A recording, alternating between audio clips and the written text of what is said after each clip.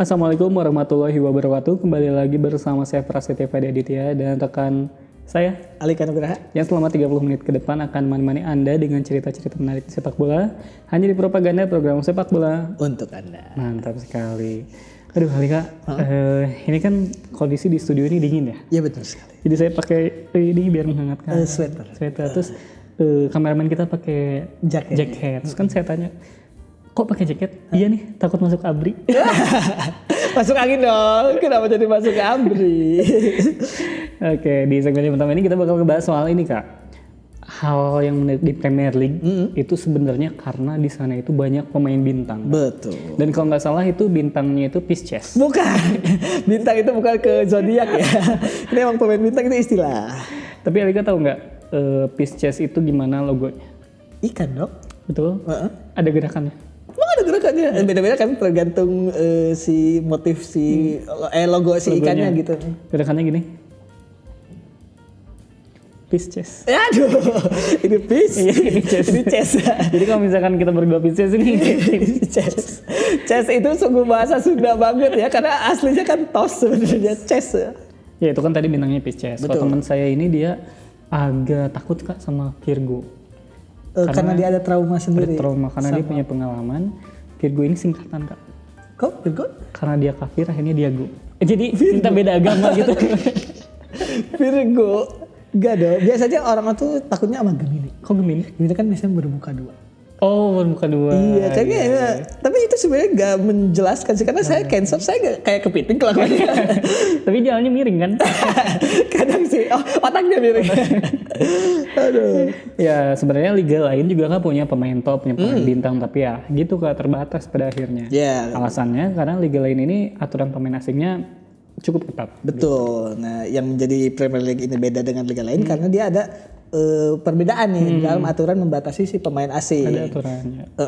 Jadi ada si FA, Federasi Sepak Bola Inggris ini memisahkan dua kelompok pemain, yaitu home ground dan juga non home ground. Jadi HG atau non HG. Jadi mungkin di luar asing atau non asing. Tapi kalau di Inggris ini home ground dan non home ground. Yang mana itu pun lebih rumit lah daripada asing sama pemain asing non asing tadi. Benar banget, karena singkatnya mah ya setiap klub ini boleh mendaftarkan 25 pemain. Betul. Dengan maksimal pemain non home ground ini 17 orang. Uniknya Kak, nggak ada batasan nih dalam usia ataupun kewarganegaraan. Itu dia. Dalam kategori home ground.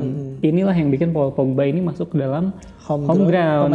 Pemain MU karena memenuhi kriteria. Padahal kan Pogba ini pemain Indonesia ya. Bukan dong, itu Pogba yang pakai peci itu saya sering lihat meme-nya.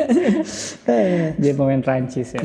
Nah, selain aturan pendaftaran pemain juga, si Premier League ini tidak mengatur jumlah pemain asing yang tampil di lapangan. Ya, jadi bebas. Iya, kalau di kita kan ada pembatasannya tuh, yang main di lapangan sama yang didaftarkan gitu. Kalau di Premier League gak ada.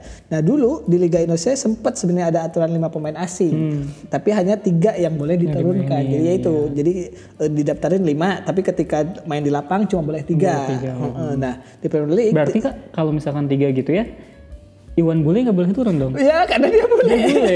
Kalau yang julukan beda. Kan beda, ada Imral Korea. Iya. Dia bukan pemain Korea. Dia tetap pemain Indonesia. Nah, udah jam 11 malam nih. Iya. Waktunya tidur. Aduh, main bola. Aduh, kacau. Kita jangan bahas ketua PSSI terbaik kita dong. Gimana sih? Nah, tapi Alika tahu siapa? Ini saya mau stop buat lanjut ke yang lain. Anda masih mau ngebahas? Siapa aktor kemenangan Indonesia atas Kuwait? Tentu saja Sintayong dan jajarannya dong. Iwan Bule. Ada dia faktornya. Ada dia faktornya. Kan kalau nggak ada Iwan Bule nggak ada Sintayong. Benar. Untuk pertama kalinya kemarin kemenangan sama Kuwait itu. Kita bahas Iwan Bule di satu episode lain ya. Nah, tadi si Premier League ini tidak ada acuan kayak Liga Indonesia tadi.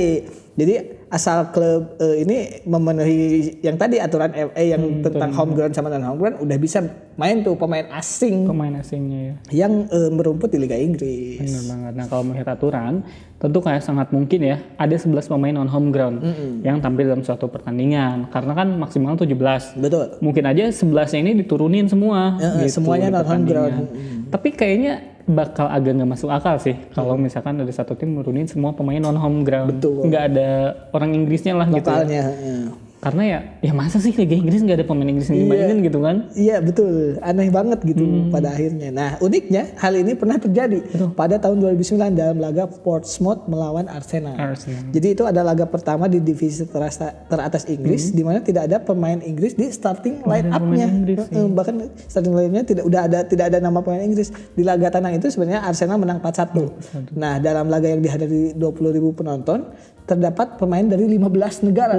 Jadi wah ini multiverse, multination. Si Prancis berhasil menyumbang pemain terbanyak dengan 7 pemain serta Aljazair dengan 2 pemain waktu itu. Tapi harusnya ini jadi sebuah kegagalan sih buat Portsmouth. Benar. Isinya pemain asing semua tapi kalau dibantai 4-1. Iya kan harusnya kan kita pakai pemain asing itu jadi jago-jago dong. Harusnya. Nah ini adalah susunan pemainnya Portsmouth. Oke. Ada Asmir Begovic, dia dari Bosnia. Dia pasti orang Bosnia, nggak mungkin orang Indonesia. Ya iya dong. Karena masa namanya Begovic. Bego ya. Iya.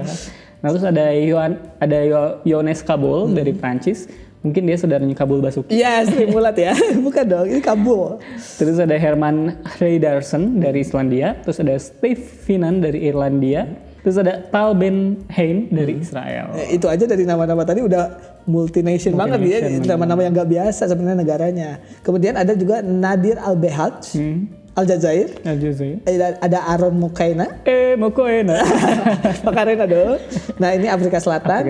Kemudian Richard Hughes, Skotlandia. Mungkin ini kehitungnya pemain Britain Raya sih. Tapi tetap aja bukan Inggris kan. Terus Kevin Prince Boateng, Ghana. Hassan Yebda, Aljazair dan Frederic Piquene dari Prancis. Sementara itu susunan pemain Arsenal ini ada Manuel Almunia dari Spanyol, Bakary Sagna dari Prancis, Thomas Vermaelen dari Belgia, ada William Gallas dari Prancis, ada adiknya William Piring. Bukan dong, itu gelas piring. Ada Armand Traoré dari Senegal dan kakaknya ada Armand Maulana.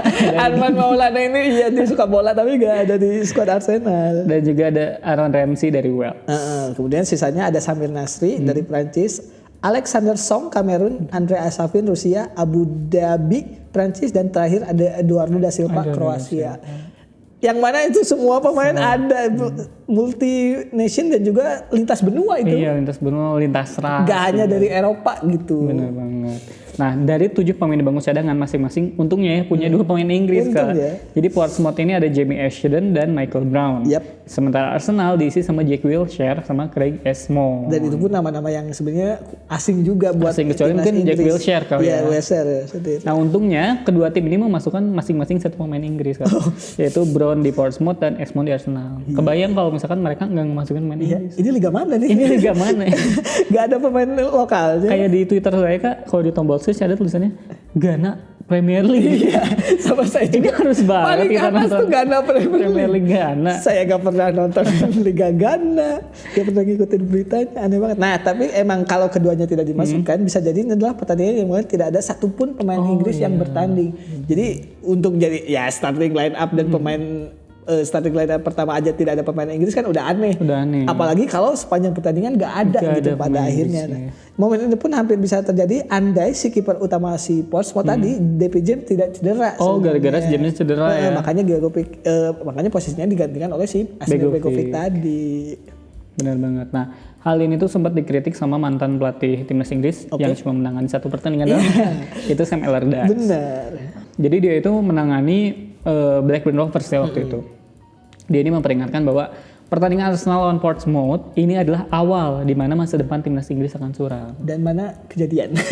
Inggrisnya kan sampai sekarang sebenarnya suram sih. Iya sih, tapi di Piala Dunia 2000 sempat Euro ya, yang ke final. Sempat kan ke final. Iya, tapi tetap aja tidak bisa menandingi kehebatan zaman dulu gitu. Iya benar sih. Nah terus sebelumnya nih Presiden FIFA waktu itu yang sebelum dipenjara Sepp Blatter mengampanyekan aturan 6+5 rule.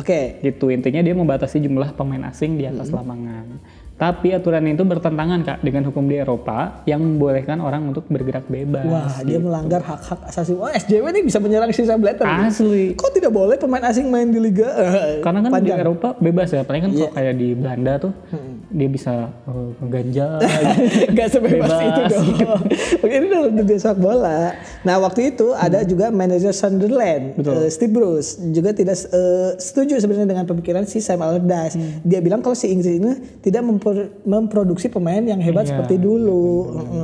Tapi ditanggapi lagi oleh beberapa pandit gitu ya, seperti Roy Keane, dia tuh santai aja sebenarnya. Jadi ia bilang kalau ini bakal jadi perhatian si Fabio Capello yang mana sebagai pelatih timnas. Namun masalah ini ya tidak bakal sampai dia kepikiran sampai anxiety gitu. Kok bisa tim Inggris gak ada pemain Inggrisnya? Gak sampai sekarang, karena santai aja gitu. Santai aja benar. Yang gak sampai kayak misalkan si Fabio Capello ini gak punya duit, aduh anak saya besok gimana sekolah gitu ya. Benar juga. Nah ternyata Kak, ini tuh pernah dilakukan sama Chelsea. Benar, kalau saya tidak asing lah. Orang saya aja gak pernah suka pemain lokal di Chelsea. Berarti dia suka Mason Mount dong? Kalau baru-baru iya. Kalau dulu kan Rhys James dikit. Karena dia perawakannya kayak Ivan Gunawan, baby face. Kalau dulu kan emang naiknya apalagi di bawah Jose Mourinho kan yang bintangnya di Drogba. Apalagi lini belakangnya masih ada William Gallas sama yang kayak kipernya Peter Cech menurut saya yang membuat saya suka. Kudisini itu kan di luar pemain Inggris semua gitu. Nah, sebelum Arsenal, Chelsea ini adalah tim pertama Kak yang menurunkan pemain non-Inggris di starting line up. Dan ini terjadi pada 26 Desember 1999 waktu melawan Southampton. Iya, bahkan jauh sebelum eranya Mourinho. Dan susunan pemain Chelsea waktu itu adalah Edegoy dari Belanda. Terus ada Emerson dari Brasil, ada Albert Ferrer dari Spanyol, Frank Leboeuf dari Prancis, dan ada Celestine Bakayaro dari Nigeria. Babayaro. Ini temannya Baba Yaga. Film. Nah, berikutnya ada juga Dan Petrescu dari Romania, Roberto Di Matteo Italia, Gus Poyet Uruguay, temannya Gus itu kan? Apa? Poyet? Bukan. Gus Baha. Ini bukan Gus tuh, bukan gelar buat Ustad, bukan. Gabriel Ambrosetti dari Italia, Didier Deschamps Prancis, dan terakhir Tore Andre Flo dari Norwegia. Jadi ya emang Chelsea ini dari dulu bahkan ya dari Zola kalau itu udah jajarannya sebenarnya udah pemain dari luar Inggris semua. Multinasional tadi. Ya itu bahasan kita soal kenapa sih Liga Inggris tuh seolah-olah kok banyak pemain bintangnya bisa gitu bermain. Dan ternyata memang ada aturannya di mana aturannya ini adalah 17 pemain non home ground dan 8 pemain home ground. Tapi Paul Pogba pun masuknya ke pemain home ground. Ya jangan kemana-mana, tetap di Propaganda, program sepak bola untuk Anda. Mantap.